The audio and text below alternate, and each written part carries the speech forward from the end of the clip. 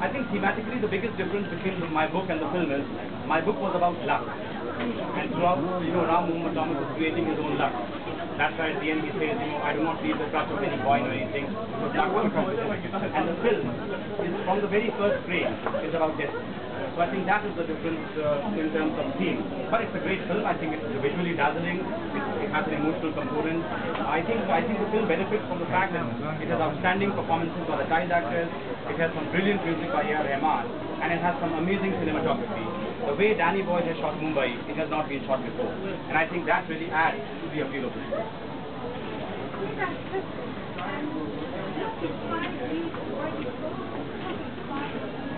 Well, I really wanted to show that knowledge is not the preserve of the educationist. We have the blatant conceit that those of us who go to schools and universities, we think only we know. And people who serve us, servants, the gardeners, the cleaners, sweepers, we somehow have the impression that they don't know anything.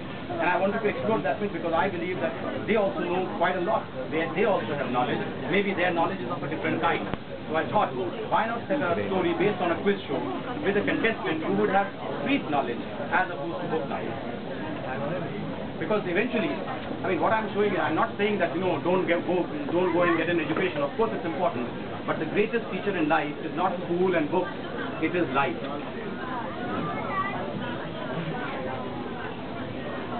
Any more questions? Are you working on any new book right now? Well, my second book, Six Suspects, came out in August last year. I'm happy to say it is being translated into Chinese. And I'm going to begin working on my third book once all this media scrutiny ends. And for a change, it may be set outside India, but not in Hong Kong.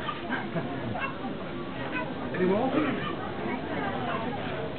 So what's your opinion about the new name, about the Slumdog Millionaire, about Slumdog? Look, I wrote this book as Q&A and I thought it was an iconic title. But obviously Slumdog Millionaire is a more evocative title. And don't forget there already is a Hollywood film called Q&A with Nick Nolte. So probably the title works as a film. Any more questions?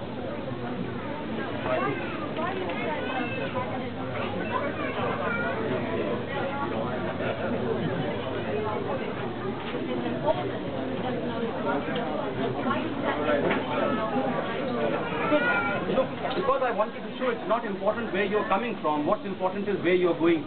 I think that is the central message of the book. That it does not matter you are born in a slum, but you can become a millionaire. So where you are headed to is more important. More importantly, in India, whenever you tell your name in India, it reveals so many things about you. It tells whether you are Hindu, whether you are Muslim, whether you are Christian. It tells whether you are from the north of India or from the south of India. Sometimes it even tells your food habits, whether you are vegetarian or non-vegetarian. And I wanted my protagonist to represent each and every street kid in India, whether he's from Delhi or from Mumbai or from Kolkata or from Chennai, and that's why I gave him this name. Now, when you say Ram Muhammad Thomas, you really cannot make out where he is from. So in a way, he is not from anywhere, he is from everywhere. I would put it this way. He really represents the microcosm of India. That's what I was trying to do. What do you think about... No, India is changing at a very fast pace. I wrote this book in 2003, and maybe if I had written the book in 2008, it may have been slightly different, because really I think the central thing about India is the fast pace of the change, the modernization, the urbanization, and I'm not saying all that change is positive, that change also brings around its own challenges. So for us, I think the important thing is, how do you become modern while remaining and retaining the elements from your tradition which are important? I think that is really a central feature, I think not just for India, but for all multicultural societies, whether it's Hong Kong, or it's Britain, or any country where, you are changing, and at the same time you want to adapt to that change while maintaining the elements in your tradition which you think provide that element of continuity. What do you think accounts for the enormous success? Is it a statement of the times that we are living in, that the message of hope is I think it is. Cameron Bailey, the co-director of the Toronto Film Festival, where this film premiered for the first time and won the Cadillac People's Choice Award, he called it the first cultural success of our new depression. And he says, this is just the right film for this time, because we are living in an era of unprecedented change and turmoil. People are losing their jobs, there's a global economic crisis looming, and comes along a film which actually tells you that you can also beat your difficulties and emerge as a winner. So it's the classic underdog story. It's the story of the triumph of the underdog, and at a time like this, it gives people hope. it gives people hope that my life is not the worst possible. You know, there are people who are living even worse than us, and they have been able to emerge as a winner. So I mean, it inspires you to maybe try and do the same in your own life. Is there a risk that back in India, the success of the film is, something, a celebration of poverty, so to speak? We organize poverty. No, look, I don't buy. In fact, I have not bought that argument. I will still not buy that argument. If that was the case, any film set in poverty should have gone on to win the Oscar. No, slums only provide the backdrop to a compelling human story. Eventually, you cannot take the fact away that it's a compelling human story which draws the viewer in, and then it has some amazing things. The acting by the child actors, for instance. I think eventually the image that this film leaves in the mind of the viewer is not of the filth of the slums.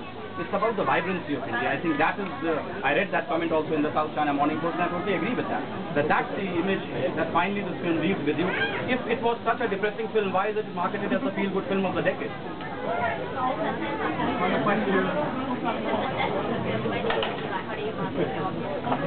Well, I don't have to market. You see, the thing is, my book was already a success before the film came out. I mean, it was translated in 36 languages. It was a bestseller in several countries.